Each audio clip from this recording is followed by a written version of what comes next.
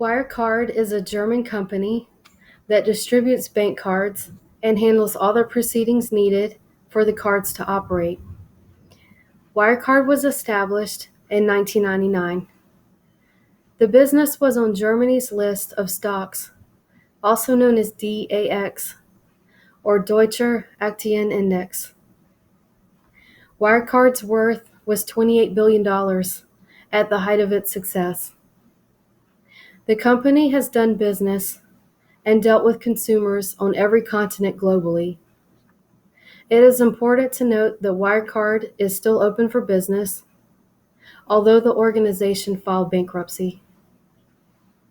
Consumers can use the pay cards from Wirecard for financial transactions. The business also offers assistance related to risk management. The Wirecard company has a subdivision known as Wirecard AG, which is legally licensed to do banking. The banking division of Wirecard has had multiple connections internationally with other organizations that have financial functions and their own banking businesses. While some sources deem Wirecard obsolete, it has not ceased all financial interactions.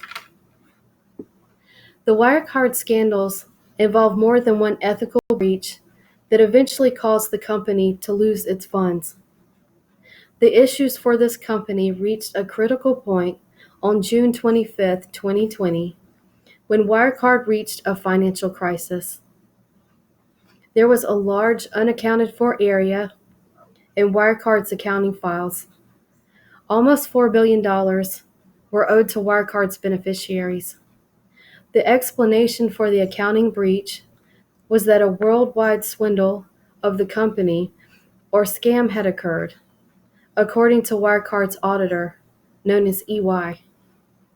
Leadership that had newly joined Wirecard were having serious discussions with the beneficiaries, and the beneficiaries cut all ties because of the approaching bankruptcy and too much debt. Wirecard was in huge financial trouble, and this ethical scandal also became known as a German Enron. The Wirecard CEO, Markus Braun, was arrested and also was fired from Wirecard. Wirecard was rumored to have financial issues for years. The publication known as Financial Times shared its findings of Wirecard's financial endeavors in a 2019 edition. The media believed that Wirecard was faking financial business in order to make profit and revenue look over-magnified. Wirecard sued the publication. An independent auditor, KPMG, probed Wirecard's finances. They discovered that $1 billion worth of cash could not be substantiated, and merchant advances were supposedly made but were not traceable.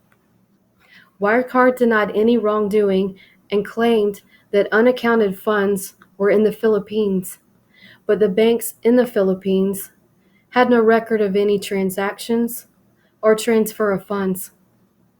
People started to demand that the Wirecard CEO be terminated.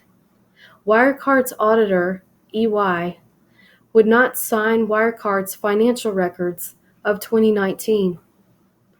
One-fourth of Wirecard's balances, approximately $1.9 billion, could not be verified. The Wirecard issue and other ethical scandals lead to the question of how to build strategy in hopes of preventing financial problems and the fallout that comes from ethical breaches. Creating an ethical strategy and establishing a culture of accountability, a way for an organization to self-govern, can help avoid ethical pitfalls. Organizational boards should decide what the organizations offer beneficiaries and why the organizations exist, or their mission. Organizational board members and leadership may have become accustomed to yielding often, to being pressured to go along with motions, or being hesitant to speak up when it may be an unpopular thing to do.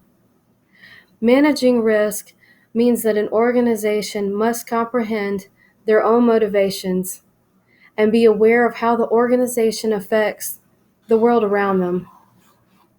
If the organization allows detrimental behaviors or corruption, crises will likely develop. If the organization ignores societal rules and expectations from the very society that legally permits the organization to function, the chances for the organization's survival are minimal. Some of the issues with making ethical strategies in organizations involve being unafraid and willing to change, especially if a standard is not working. Any disruptions in relationship to organizational changes can cause discomfort. Also known as the Mark Twain dilemma, this concept illustrates that change can be made more easily when an organization is at the height of success and thriving. Team members are more willing to be on board and not abandon the organization like they would if the company was sinking financially. The trouble is that team members and leadership can both be impervious to and try to withstand transformation. This is also known as dealing with factors of fear, uncertainty, and doubt, or food. A way to build a strategy that is cognizant of ethics is to discuss each value in an organization's ethical code. If team members are guided in understanding what each standard is, they know what is allowed and what is forbidden. Organizations that explain ethical expectations create an environment in which all associates can point out discrepancies in rules or in people's behavior. Realizing what could go wrong in an organization may give leadership ideas about foreseeing other ethical issues.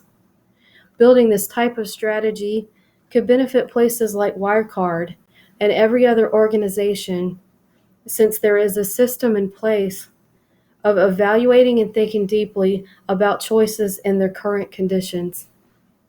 The organizational strategy can be a point of inquiry and an opportunity to gauge the consequences of all possible decisions.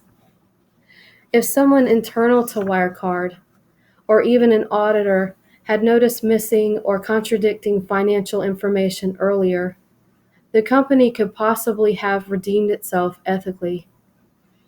The creation of an ethical standard for Wirecard and other companies with far-reaching effects is ultimately reliant on a full declaration of all business details and a firm commitment to integrity. Thank you, Dr. Forehand.